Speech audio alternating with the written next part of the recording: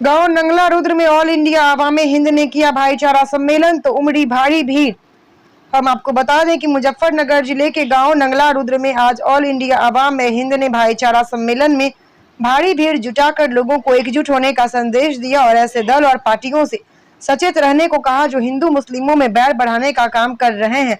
हिंद के राष्ट्रीय अध्यक्ष राव नदीम एडवोकेट ने कहा कि अगर आप लोगों ने थोड़ा सा भी मेरा साथ दे दिया तो मैं हकीकत में हिंदू मुस्लिम करने वालों का जीना हराम कर दूंगा।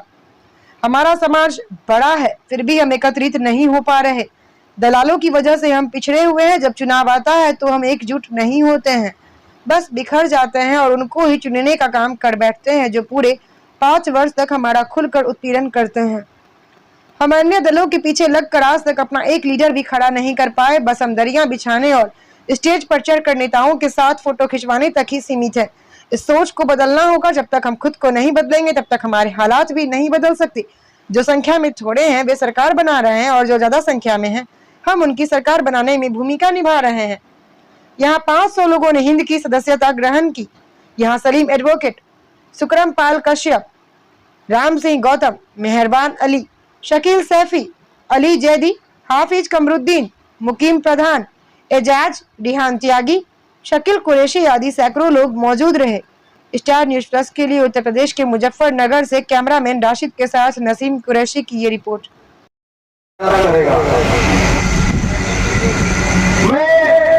आज भारत के अंदर जिस तरह से हमारे लोगों का शोषण किया जा रहा है, सरकारें हमारे लोगों को पीछे हटाने का काम कर रही है। आपने कितने नेता बनाए आज तक सारा मुद्दे लगाकर पूरे काम है। जनाब अनंत कहा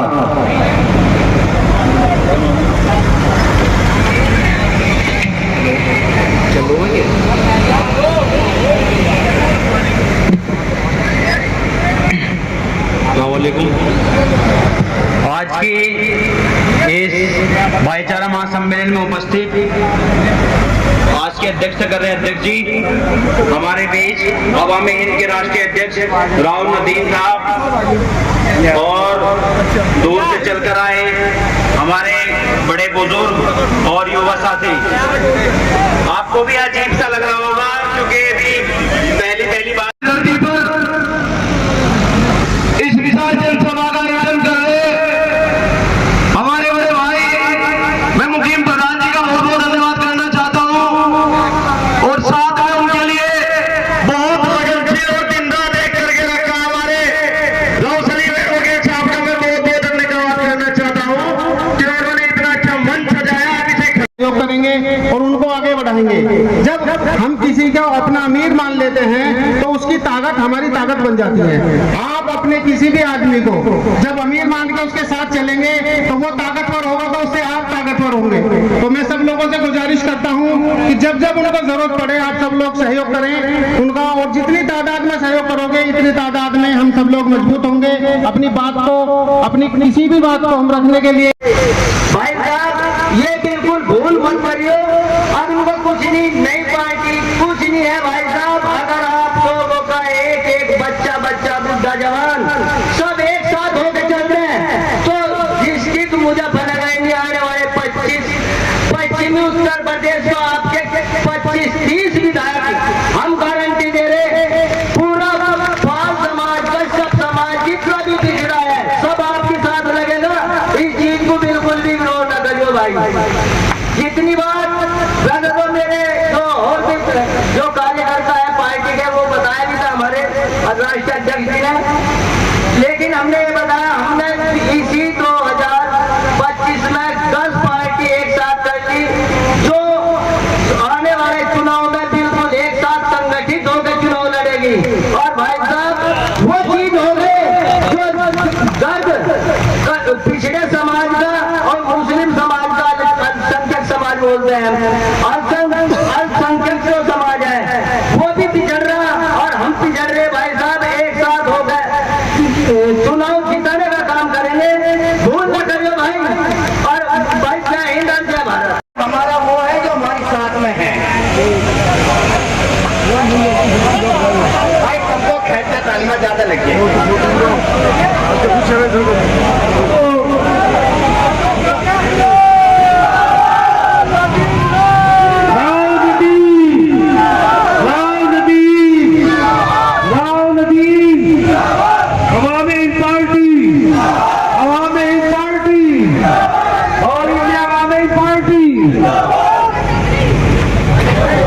संभालो, साहिल की तमन्ना है तो पतवार संभालो, यूं जागना अच्छा नहीं तूफान के डर। रोज देखते हैं, अब देखने का समय आ गया है, अपने हाथ में मोबाइल है, टीवी है, रोज देखते हैं कि यहाँ धर्म के नाम पे प्रताड़ना किस कदर हो रही है। एक सही आदमी को, शरीफ आदमी को, इज्जतदार आदमी को कब मुकदमा लगा दिया जाए, किन धाराओं में जेल भेज दिया जाए, कोई भरोसा नहीं है। डर के जी रहे हैं हम सब। साथियों, धर्म के नाम पे यहाँ मकान तोड़े जा रहे हैं, जेल भेजा जा रहा है, गोलियां मारी जा रही हैं। साथियों, मकान नहीं, कॉलोनियां, बस्तियां तोड़ी जा रही हैं, उजाड़ी जा रही हैं। और इस देश में जो हक की बात कहना चाहता है वो डरा बैठा है।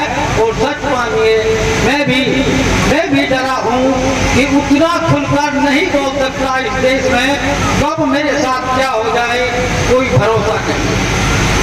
साथियों, जो हालात हैं वो अचानक नहीं बन गए, हालात आप लोगों ने बना दिए हैं।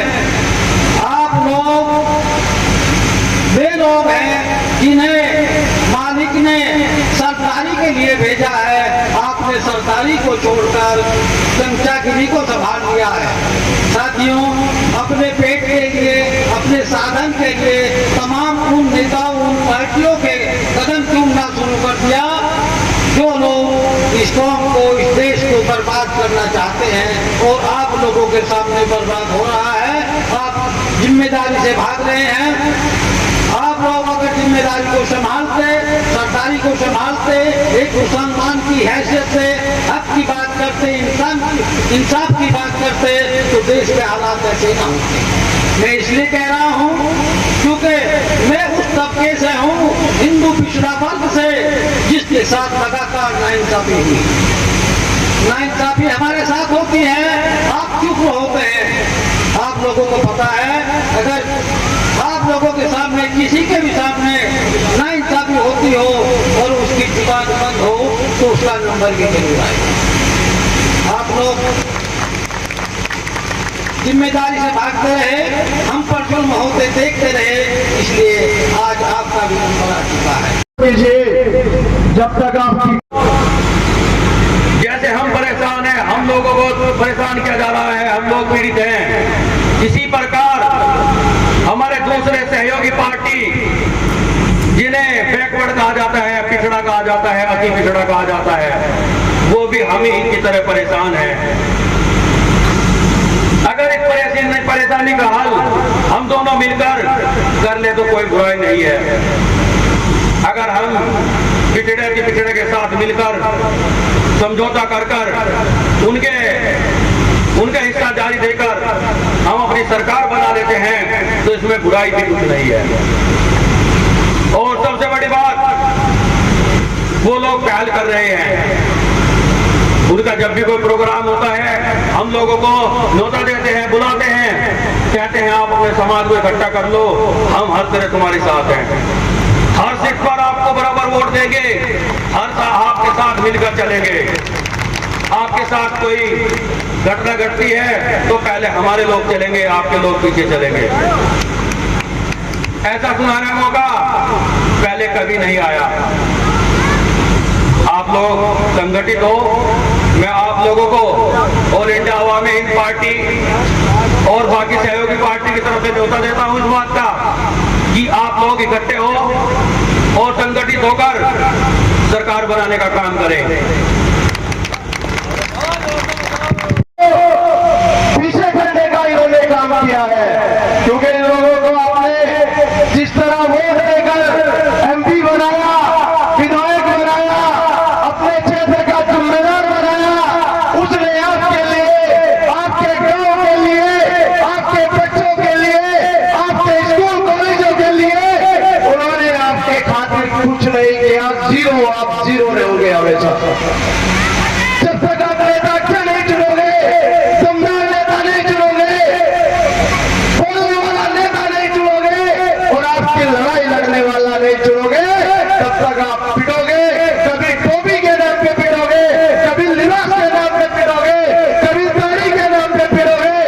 क्योंकि आपको हर जगह गलत नजर से देखा जाएगा। अगर आपके जनप्रतिनिधि अच्छे होंगे तो किसी की हिम्मत है कोई माइकरा लगा दे, किसी की हिम्मत है कोई माइकरा लगा कर देख ले, इस बच्चे के कोई हाथ लगा के दिखा दे। क्योंकि जनप्रतिनिधि मजबूत होगा तो आपको कोई ठगने और मारने वाला पैदा नहीं होगा। साथियों, बात चुनाव की नहीं है, बात पार्टियों की नहीं है, बात वोट देने की नहीं है, बात है सच्चे और अच्छे जनप्रतिनिधि चुनने की। बताइए मुझे, आपने मुजफ्फरनगर लोकसभा से अरिंदर मलिक को सांसद बनाकर भेजा और आपकी पार्टी के लिए क्या क्या हो, आपके लोगों के लिए क्या क्या? जो लोग के अंदर हमारे बच्चों की गिरफ्तारियां हुई, कहां था अरिंदर मलिक, कहां थे समाजवादी पार्टी के लोग? बताएं मुझे। अगर हम लोग उनके पास मिलने के लिए एमपी साहब हमारे बच्चों को छुड़वा दीजिए, अगर हम गए भी तो हमें संदेश मिलता है कि पार्टी ऑफिस से फोन आया कि इनकी मदद मत करना। ऐसे जनप्रतिनिधि बनाओगे? साथियों, मैं आपसे एक ही निवेदन करना चाहता हूं, आप लोग अच्छे और सच्चे लोग चुके, क्योंकि राव नदीम को लालच नहीं है आपसे, राव नदीम को आपसे किसी चीज का लालच नहीं है। अगर लालच है, आपके बच्चों का जनप्रतिनिधि बनने का लालच है, आपकी ग्राम पंचायतों में स्कूल बनाने का लालच है, आपके ग्राम पंचायतों में डिग्री कॉलेज बनाने का लालच है। अगर ये लालच पूरा है तो बताओ गलत है क्या? बताओ, क्योंकि ये लालच गलत नहीं हो सकता। ये लालच आपके बच्चों की आने वाली पीढ़ी को सुधारने का लालच है। इस ऑल इंडिया अवामी हिंद पार्टी के राष्ट्रीय अध्यक्ष राव नदीम एडवोकेट मौजूद हैं और वे जनपद मुजफ्फरनगर के गांव नंगला रुद्र में हैं। आज यहाँ पर भाईचारा महासम्मेलन हुआ है। इस सम्मेलन के उसमें आपने क्या संदेश दिया है लोगों को जो यहाँ पर लोग मौजूद हैं? मैंने इन लोगों को यही संदेश दिया है कि अपने हक के लिए लड़ाई लड़ो, अपना हक मांगो और अपना नेता चुनो।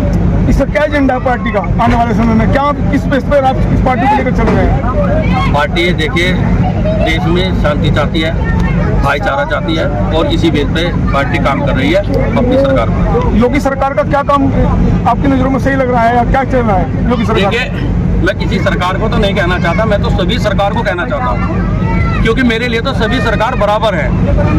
मुझे तो कोई सी भी सरकार ने हक नहीं दिया है, कहीं किसी को मुसलमान होने के नाम पे, किसी को दलित होने के नाम पे, किसी को बैकवर्ड होने के नाम पे, किसी को पिछड़ा होने के नाम पे, हर जगह उत्पीड़न हुआ है। अगर ये लोग सही हैं तो ये क्यों नहीं खत्म हुआ आज तक? अभी यहाँ पर आपने चुनाव की बात रखी है, तो किस पार्टी का सहयोग लेकर आप चुनाव लड़ेंगे?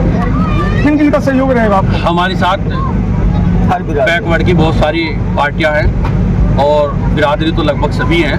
36 की 36 बिरादरी हमारी सपोर्ट है और इन पार्टियों के साथ हमारा गठबंधन है। हम मिलकर चुनाव लड़ेंगे और हम सफलता पाएंगे। अब तक कितना सम्मेलन कर चुके हैं आप? देखिए, सम्मेलन तो बहुत सारे हो चुके हैं, लेकिन सबसे बड़ी परेशानी एक ये है, जहाँ भी मैं कोई सम्मेलन करता हूँ, कोई भी प्रोग्राम करता हूँ, वहाँ पे जो लोग देश में केवल वोट ठगने के नाम पर वोट मांगते हैं, वैसे ही वोट मांगते हैं, फर्जीवाड़ा करते हैं, वोट मांग के सत्ता में आते हैं और फिर उन लोगों की तरफ देखते नहीं हैं, उन लोगों को मेरे से बहुत ज़्यादा परेशानी है। और जहाँ भी मेरा सम्मेलन होता है उसकी परमिशन किसी ना किसी बहाने से कैंसिल कर दी जाती है। यहाँ के लोगों को क्या वो देना चाहेंगे संदेश आप? यहाँ के लोगों से मैं एक ही अपील करना चाहता हूँ कि देखिए, बहुत हो गया, बहुत पार्टियों को हमने आजमा लिया, पिछले 80 साल हो गए और कब तक 70-80 साल हो गए और कब तक आप लोग इन लोगों को आजमाओगे? आपने कौन सी पार्टी ऐसी है जिसे नहीं आजमाया? और भी पार्टी आ रही है, ये केवल आपसे वोट मांगने का काम करते हैं, आपसे चंदा लेने का काम करते हैं, आप लोगों को गलत दिशा की तरफ जाते हैं, आपके भविष्य के बारे में कुछ नहीं सोचती है, ना आपके बारे में कोई इनके पास कोई प्लान है कि आप लोगों को कुछ उज्जवल भविष्य दे सके।